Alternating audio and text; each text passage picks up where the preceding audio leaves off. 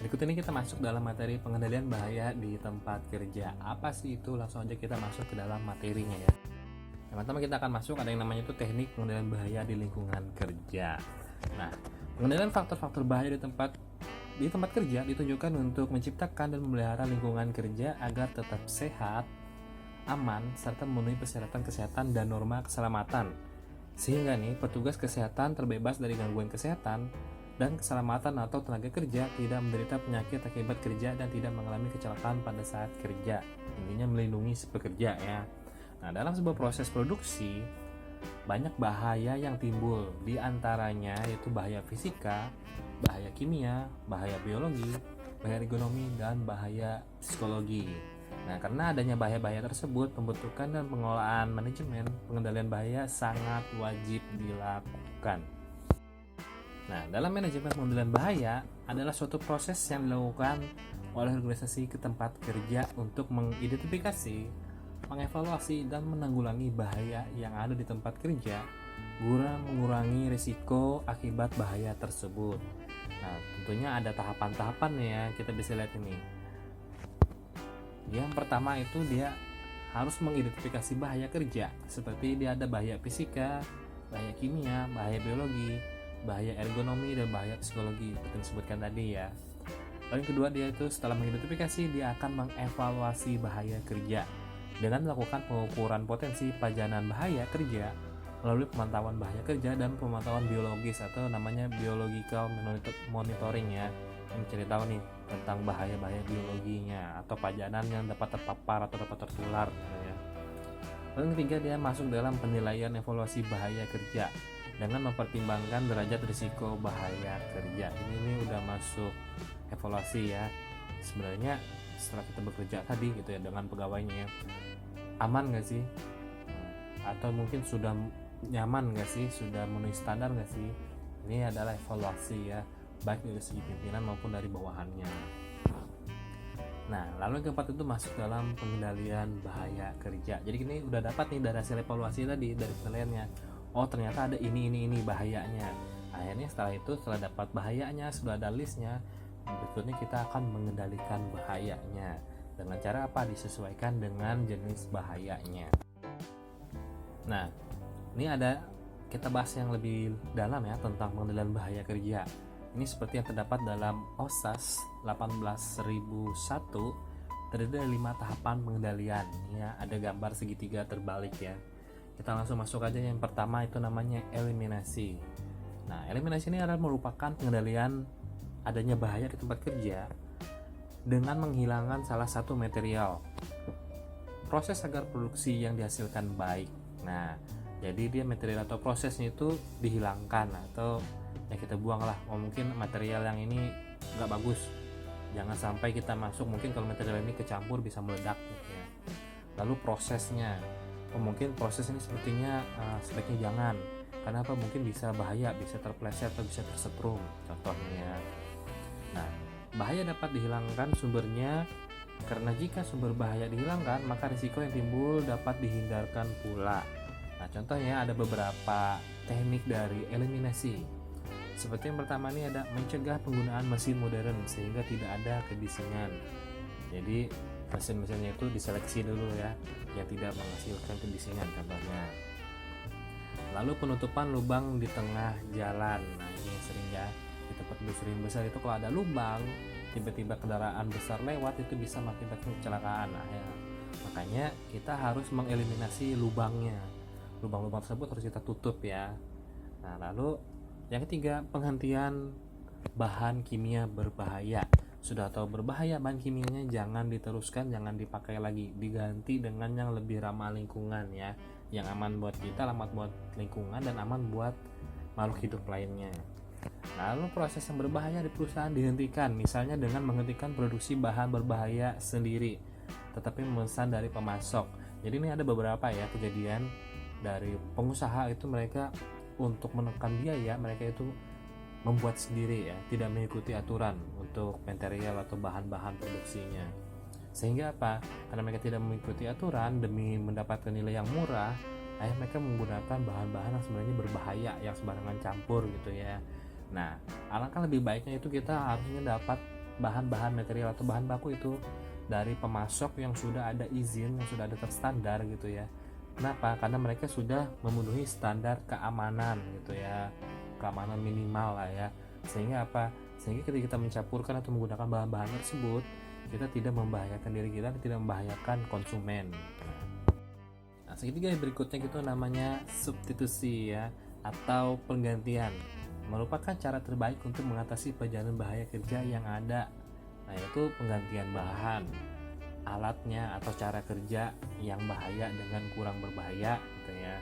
Misalnya produk nih roda giling yang mengandung silika diganti dengan cara melapisnya dengan bahan aluminium eksida.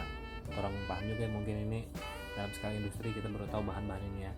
Lalu alat penyemprot manual diganti dengan penyemprot listrik atau vakum untuk mengurangi kuantitas uap penyemprotan yang berlebihan. Ini udah pabrik banget ya, mungkin kalau kita masuk ke dalam pabrik kita tahu nih prosesnya. Lalu ada pengendalian secara teknik nih ya, atau engineering ya. Lalu pengendalian secara teknik ini merupakan suatu langkah modifikasi bahaya, baik modifikasi pada lingkungan kerja ataupun alat-alat kerja. Ini ada contoh-contohnya ya dari modifikasi teknik. Yang pertama itu dengan cara isolasi. Nah, isolasi diterapkan pada things atau pada sesuatu gitu ya. Contohnya nih, presentasinya terjadi kecelakaan atau kejadian yang tidak diinginkan dapat dikurangi atau dihilangkan dengan menggunakan teknik isolasi. Nah, artinya sumber bahaya dan penerimanya itu, jadi sumber dan penerimanya itu diisolir menggunakan penghalang atau barrier ya. Jadi mereka itu dimasukkan dalam sebuah ruangan gitu ya, gambarannya.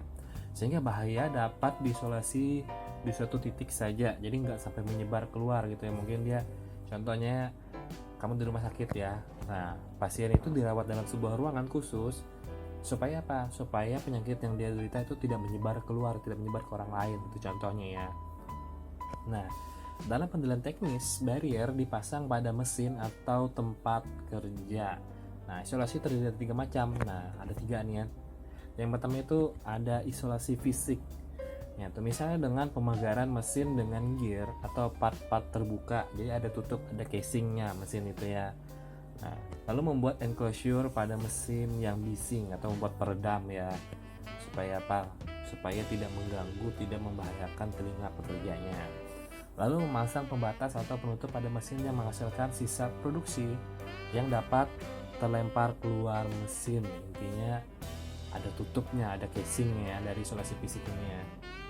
Yang kedua itu isolasi jarak. Nah, misalnya ini penggunaan remote control pada proses pemotongan dan penggosokan bahan-bahan industri yang menghasilkan debu. Berarti ini jaga jarak gitu ya dengan sumber debu atau sumber pencemarnya. Lalu namanya isolasi waktu. Ini misalnya dengan menggunakan mesin-mesin semi otomatis sehingga pekerja tidak harus selalu berada di tempat yang berbahaya. Berarti ini pekerjaan berbahaya yang seharusnya dilakukan manusia ini digantikan oleh mesin yang tidak bernyawa gitu. Jadi kalau mesin rusak nggak apa-apa, bisa kita ganti. Kalau nyawa sudah hilang nggak bisa kita ganti ya.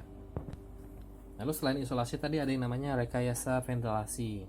Nah, debu atau uap industri dapat dikurangi kuantitasnya dengan menjauhkannya dari zona napas pekerja. Misalnya ini dengan pemasangan local exhaust ya, untuk menangkap uap kimia berbahaya dari sumbernya langsung. Nah, selain rekayasa tadi ada juga yang 3 nih, yaitu penggunaan metode basah untuk menghilangkan debu atau disiram gitu kita bahasanya ya. Nah, metode basah dilakukan dengan menyiram sumber debu yang terdapat pada lantai dan dinding di lingkungan kerja. Misalnya nih ya, pada industri pengecoran logam dapat disemprotkan air bertekanan tinggi pada tempat semburan debu logam untuk membersihkan cetakan. Nah, jadi jangan disemprot pakai udara gitu ya, bisa berterbangan ke sana kemari debunya.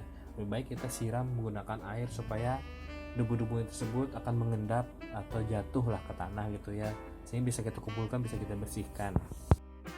Lalu berikutnya ada pengendalian secara administratif ya. Nah, pengendalian administratif ini yaitu dengan memanfaatkan interaksi antara si pekerja dengan alat-alat yang digunakan maupun lingkungan kerjanya. Nih contoh ini ya, seperti mengatur shift kerja. Jadi ada pergantian gitu ya, jangan dia terus yang di situ. Lalu memberikan pelatihan kepada pekerja dan sebagainya. Nah, contoh lain dari pengendalian bahaya secara administratif ini ada beberapa ya. Yang pertama itu pendekatan ke manusianya. Misalnya nih, dengan memberikan informasi dan pelatihan atau diklat ya kita bilangnya, meliputi orientasi bagi pekerja yang baru masuk. Nah, informasi reguler dan pelatihan periodik bagi pekerja lama.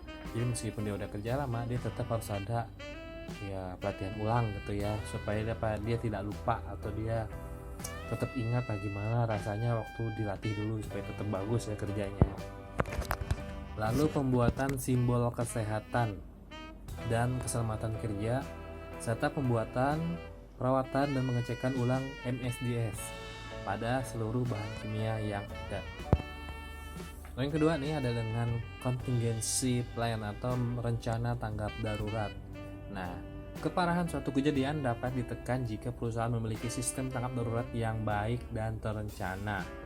Jika kebakaran dapat ditangani dengan cepat dan sedini mungkin, maka kerugian yang ditimbulkan dapat ditekan. Nah, supaya nggak rugi ya.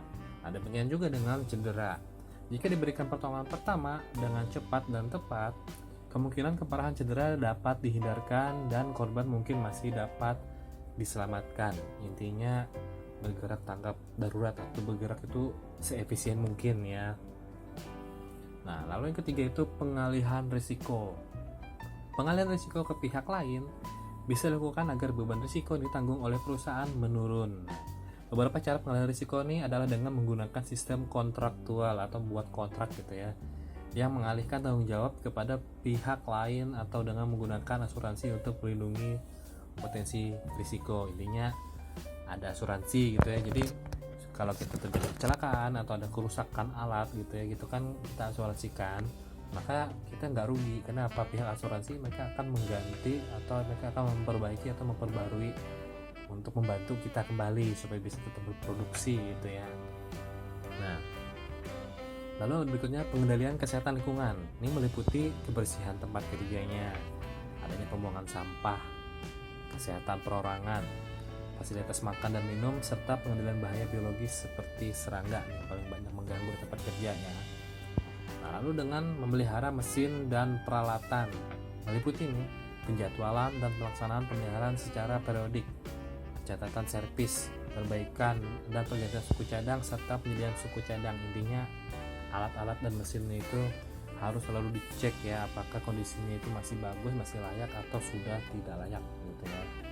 Lalu lakukan rotasi kerja bagi pekerjaan yang berisiko tinggi. Ingat ya, jangan dia terus, jangan selalu ingin tampil ya, berbahaya ya. Harus ada shift atau pergantian dalam pekerjaan yang berisiko tinggi.